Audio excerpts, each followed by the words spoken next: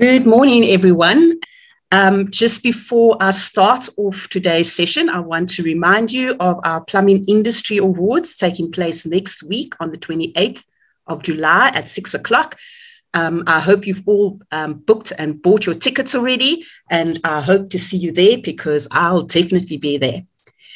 So as Byron mentioned, my name is Mandy Keel, and together with Duncan Keel, my husband, we are the owners of the UPP Group and Coach Up, and I'm the CEO of both businesses.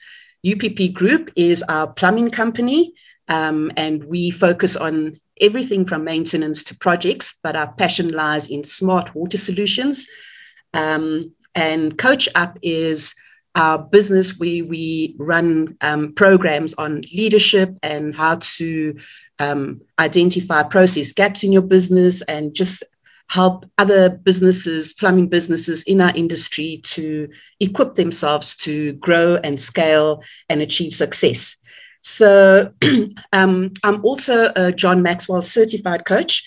And today I'm going to elaborate on a key quality required to achieve success in your business.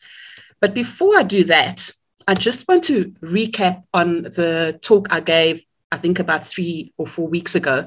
And it was on the difference between being a qualified and licensed plumber versus being a plumbing business owner.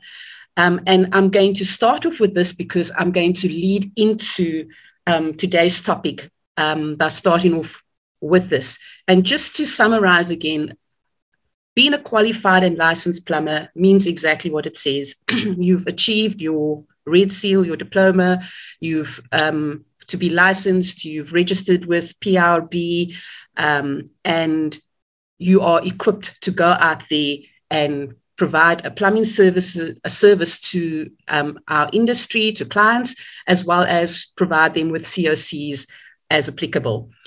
Versus being a plumbing business owner. Now, in order to be a plumbing business owner, I'm a plumbing business owner. However, I'm not a qualified and licensed plumber. Duncan is. But being a plumbing business owner is very different to being a qualified plumber.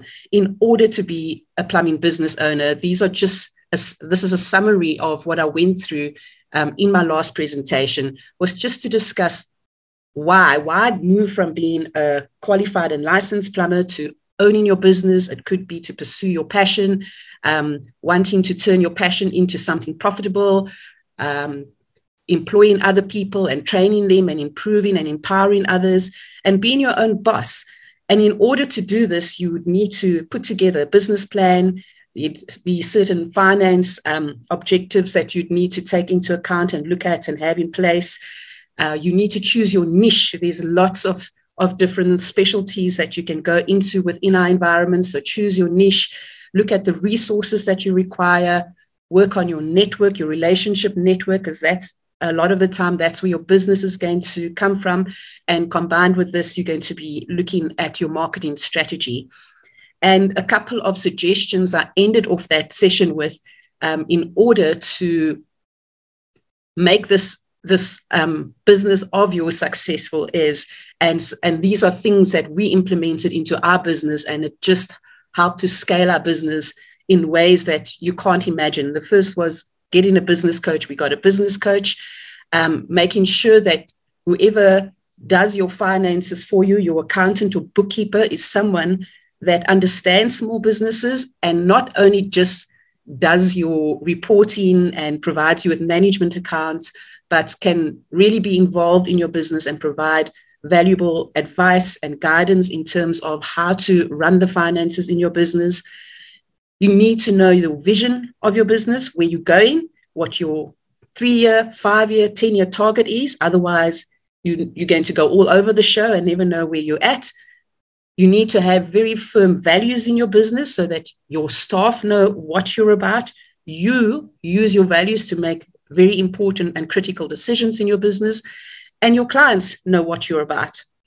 I spoke about knowing your worth, not underestimating your skill and your talent and how you put yourself across there, and what value, monetary value, you attach to your services when you are assisting clients. having a CRM system to run your business so that things run smoothly and so that you can see where your business is at all times, and to have an attitude of growth, to keep growing, to keep learning. And in our industry, through webinars such as this, the other webinars that come out during the week on toolbox talks and various other ways of equipping yourselves. There's lots of things on the PRB website as well. There's a lot of resources in our industry to assist you in your growth. So that's just to summarize what I discussed last time. And from there today, what I want to talk about is how to be a real success in your business. So these are the elements that they call them the soft skills of your business. But they are so important in making sure that your business is successful. This morning, I'm using the letters in the word real, R-E-L, to speak into how to be successful or how to become successful within your business. So the R in real stands for relationship. And here we're speaking about your relationship with your clients, your relationship with your staff, if you've got staff, your relationship with your suppliers, your relationship with key people in this industry where you can get advice and support.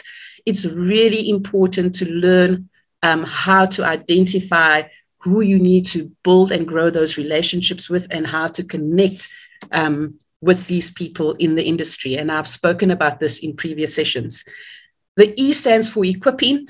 Again, this speaks into your growth and as well as equipping the people within your business. If you've got staff, if you've got other plumbers you employ, even your people, your admin, people managing your stock, constantly growing and empowering and equipping your people.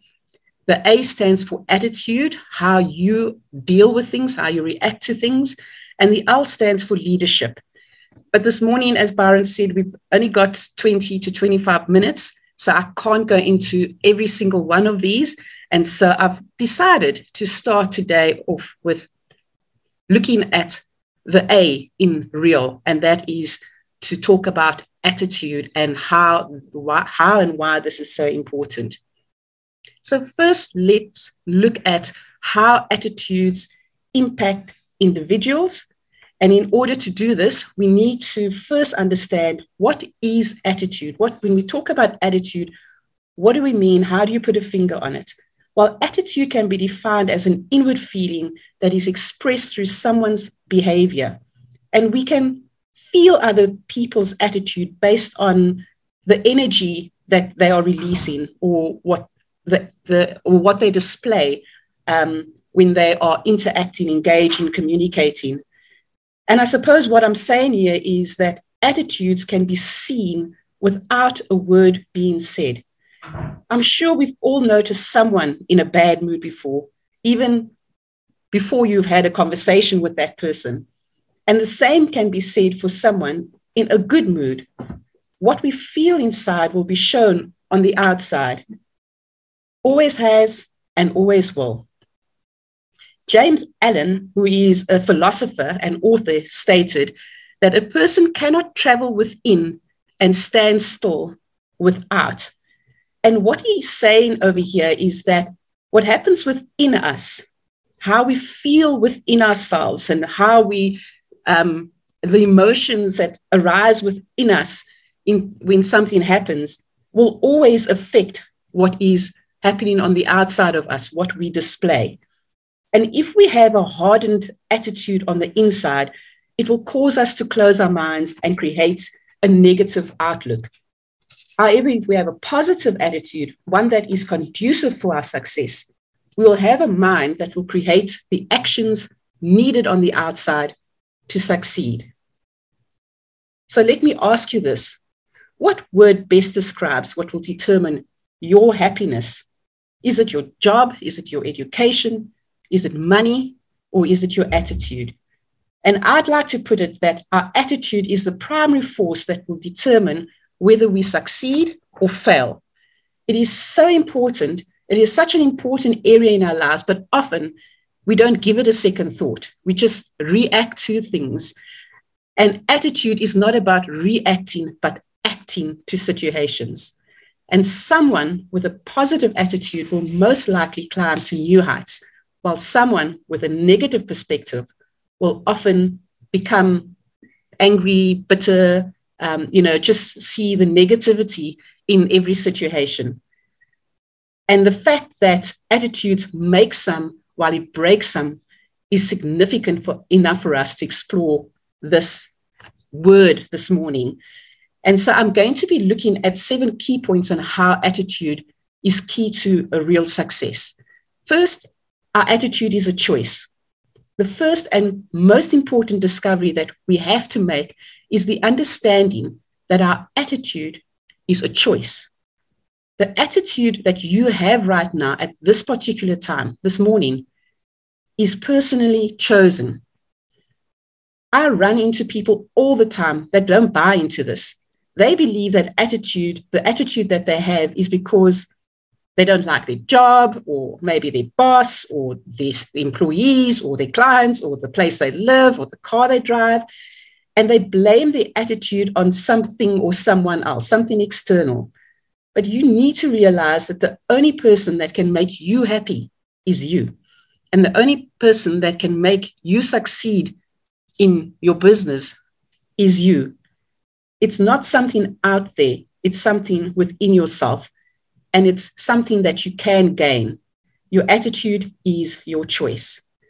The second thing is that our attitude determines our approach to situations, business, and life.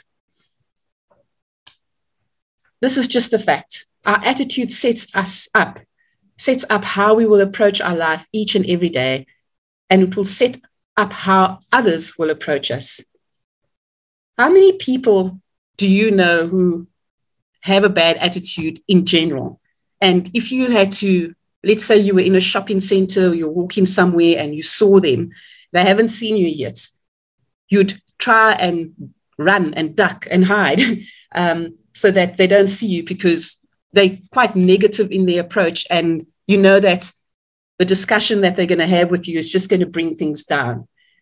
And so the tough question today is, what would others do if they saw you?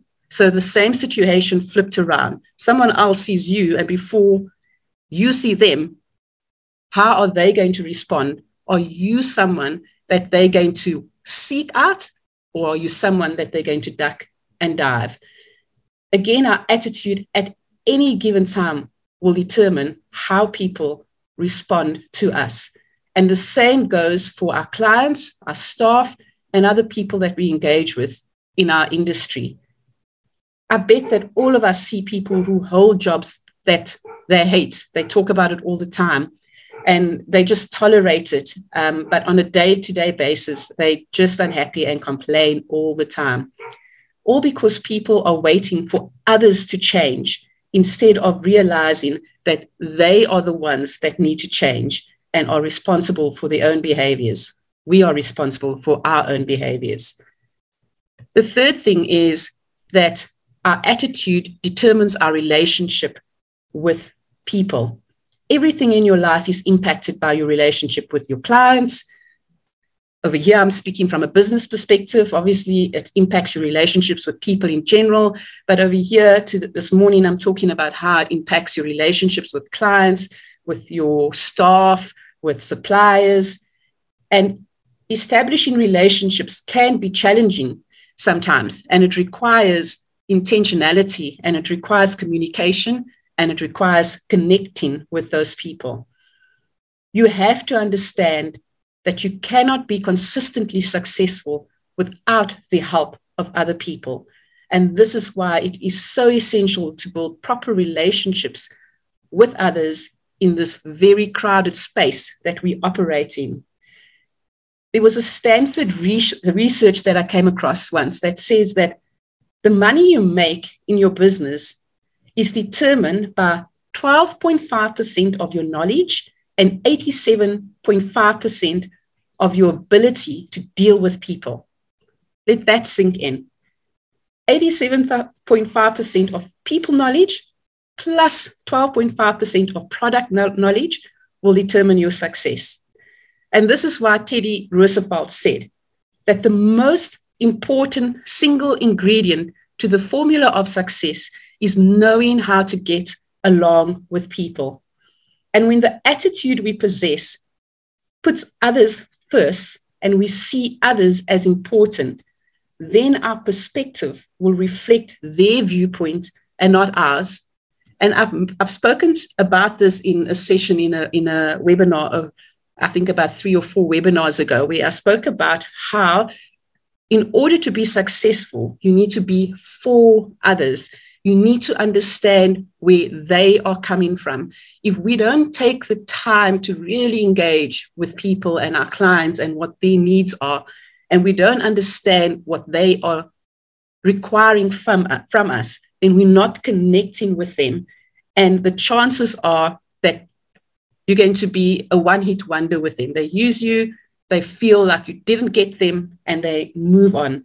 And if you've got an attitude of making sure you put others first and understand their needs first, that connection becomes so much more achievable, real, and will result in people coming back.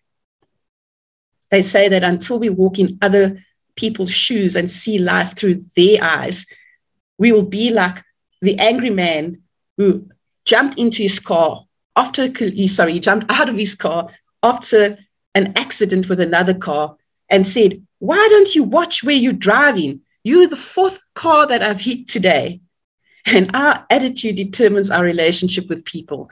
We need to look at ourselves. We need to look at that man or woman in the mirror, and you have to figure out a way to deal with people in a way that is conducive for your success. The 4th thing is that our attitude is the only difference between success and failure. History's greatest achievements have been made by men and women who excel only slightly over the masses of others in their fields. Let that sink in. And many times, that slight difference was the attitude. Now, certainly your aptitude or your ability to do something is important to your success in your business, but it is not everything. Success or failure in any undertaking is caused more by mental attitude than mere abilities. A president of a Yale University once said, "Always be kind to your A and B students. Someday, one of them, your A or B students, will return to your campus as a good professor. And also be kind to your C students. Someday, one of them will return and build a $2 million science laboratory." And I've experienced that so many times in life, where you'll find that that average student in a class is the person who becomes the entrepreneur, and your A, B students become your lecturers. Now, I'm not saying this happens all the time, but it certainly does happen. And so it just proves the point that it's not your aptitude, but your attitude that makes a difference. The next thing that I want to look at is how your attitude at the beginning of a task will affect the outcome more than anything else. Who here this morning has ever played an organized sport, maybe at high school or even at university or college? What type of message would the coaches try to seed into the mind of the players before a big game? What message do you think happened in the box, in the training room on Saturday before they went out onto the field? Was it something that was positive and motivating to get them going? Or was it one that got them to question their ability to succeed? Now, I'm sure it was the former and not the latter, because coaches understand the importance of their teams having that right attitude before facing a tough opponent. And why? Because the right attitude in the beginning ensures the success at the end. I'm sure you're all acquainted with that saying that goes, "All's well that ends well." Well, this may be correct, but it is equally true to say that all's well that begins well. And something that we train into our business with our staff is to have that attitude, that positive attitude towards planning. Planning before you start a job, planning before you start a project, because you are so much more likely to achieve the result that you want to get to if you've planned beforehand than if you just go into something. And you might achieve the results at the end of the day if you just go in and maybe the client's happy and all's well, that ends well, but it might have been at a financial loss in terms of how you got to that solution. Whereas if you're planning, if you have an attitude, a positive attitude to planning before you start something, then you are more likely to succeed and be profitable than if you just go into something without having done that. And I just want to share a quick story. I met a guy called Alex Harris a good couple of years ago, in fact, many years ago, and he was the youngest South African to climb the 7 peaks around the world. And I was working at Discovery at the time, and Discovery was sponsoring his climb. And he did not succeed. It was Mount Everest, the final peak that he had to climb to achieve his goal of being the first South African to have climbed the 7 peaks. And he missed out on that goal because his planning was not what it should have been. And I've heard Alex speak about the story of how he then gave up. He surrendered his desire, his dream to do this. And a couple of years, I think it was 2-3 years later, he was contacted by another guy to climb Mount Everest again. But his planning this time was a lot different. And it includes setting milestones for himself from getting to base camp to the next camp. I don't know how that quite works, but they achieved that climb at the most difficult time of the year to climb Mount Everest. And it was his attitude this time that got him to the top. The sixth thing is that our attitude can turn our blessings into problems. And this is another fact. Our attitude can turn our difficult times into better times if we choose the right attitude. When confronted with a difficult situation, a person with a positive attitude looks at solutions rather than the setbacks. And to illustrate this, I just want to highlight 2 or 3 people that for me sum up what this point is trying to make. One of them is Albert Einstein. Albert Einstein was considered to be lazy by his school teachers and that he wouldn't achieve anything.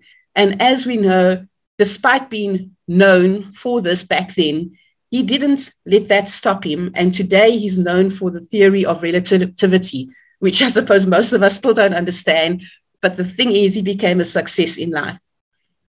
The other person is Thomas Edison. Thomas Edison invented the light bulb.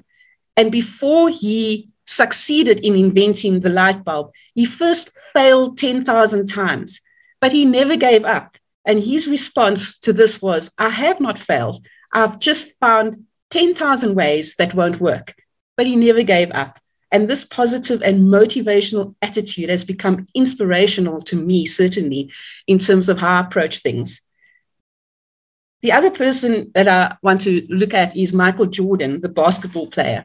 As a kid, he loved basketball and he knew he wanted to make a career out of it. However, no one would give him a chance. And he was even cut from his high school varsity basketball team. But that never stopped him. And he went on to become the greatest basketball player of all time.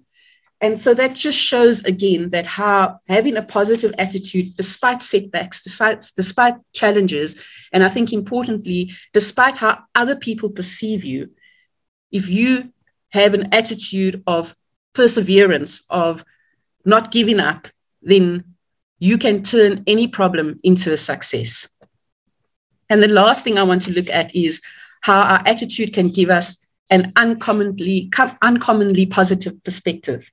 And this uncommonly positive perspective will help you accomplish some uncommon goals. I have keenly observed the different approaches and results achieved by a positive thinker and by a person filled with negativity and fear.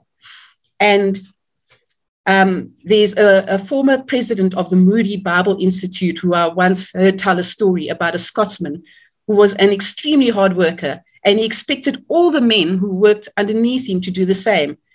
And the men would say to him, Scotty, don't you know that Rome wasn't built in a day? And the man would respond to them and he said, yes, I do know that. But I wasn't the foreman on that job. And it's that attitude, I think, that just gets people through the hard times. Individuals whose attitude causes them to approach life from an entirely positive perspective are not always understood. They are what some would call a no-limit kind of person. In other words, they don't accept the normal limitations of life as most people do. And they are unwilling to accept the accepted, what everyone else thinks is the norm and acceptable. They will go beyond that. And I experience that every single day in our business through Duncan. He is that person in our business. And he inspires us to just keep persevering no matter how tough things get. And we're all working in tough environments at the moment. And while I'm saying these things, I'm acutely aware that it might not be easy. Choosing this kind of attitude might not be easy, but it is necessary.